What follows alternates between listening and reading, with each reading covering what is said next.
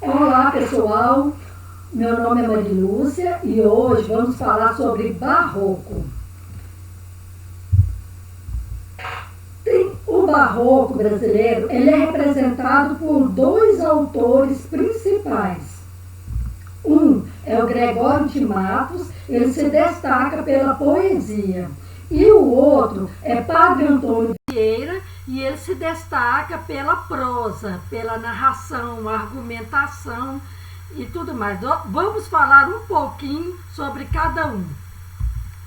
O Padre Antônio Vieira, ele veio de Portugal para o Brasil assim que houve aquela divisão da religião católica com a protestante. E o catolicismo perdeu muitos fiéis.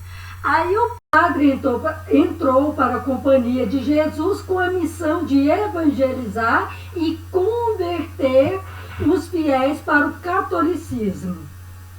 Então ele escreveu muitos sermões, tem muitos sermões na internet, vale a pena pesquisar e ler. Então ele defendia o catolicismo em todos os seus sermões. E ele tinha uma temática social que era sobre os vícios, a escravidão e os judeus.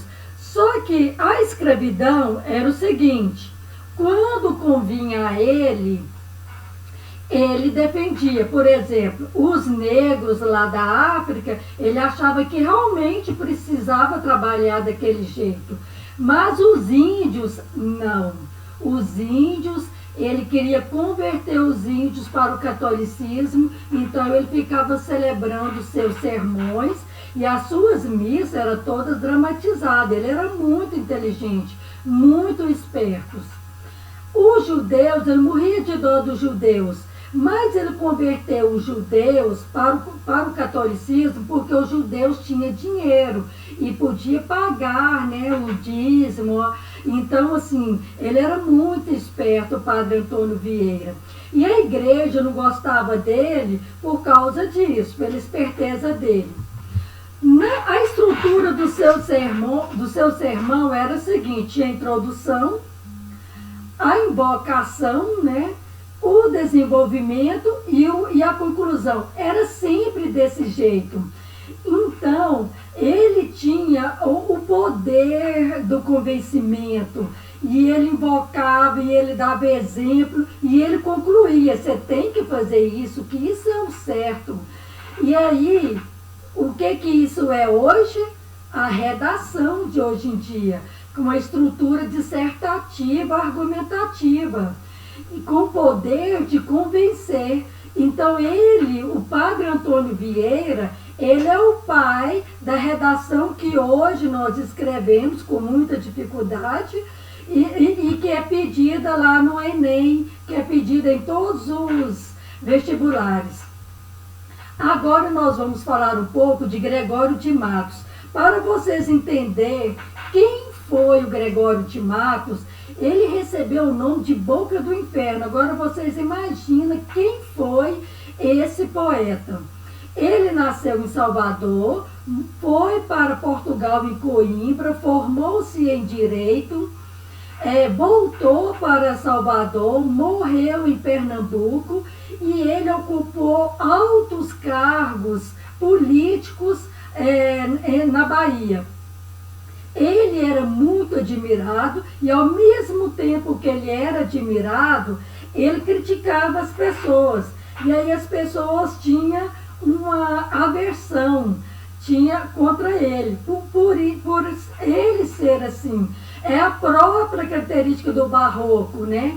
Que era religioso e pagão, amoroso e perverso, né? Então ele tinha essa dualidade. Ao mesmo tempo que a pessoa admirava, ele ia e criticava a pessoa. Então as pessoas tomavam antipatia dele. Ele escreveu várias produções, mas não publicou nada em vida. Por isso que as pessoas pegam, né, poesias e juntaram, fizeram uma compilação, mas há dúvida sobre a autenticidade, se realmente é dele. Então ele publicou muitas poesias satíricas, criticando tudo, criticando a política, criticando o clero. Ele ocupou vários cargos, altos escalões do clero, mas por causa da sua crítica, ele foi expulso da igreja, ele foi expulso lá da prefeitura da Bahia, porque ele criticava demais. Então ele escrevia poesias eróticas, ele falava com riqueza de detalhes lá, o erotismo, que desagradava o clero e a alta nobreza. Poesia amorosa, então ele era cheio de contradição. Ao mesmo tempo que ele era amoroso, ele era erótico. Poesias religiosas, ao mesmo tempo que ele era religioso, ele criticava a religião, ele fazia uma poesia satírica criticando a religião. Então ele tinha uma poesia muito reflexiva. Lá no canal do YouTube tem um ator que declama poesias dele na íntegra, uma de cada, uma satírica, uma erótica, uma amorosa, uma religiosa e uma reflexiva. Vale a pena ouvir e vocês conhecerem, fazer uma pesquisa da biografia de Gregório de Matos e conhecer quem realmente foi esse poeta. Então, pessoal, até mais. Por hoje é só. Um abraço.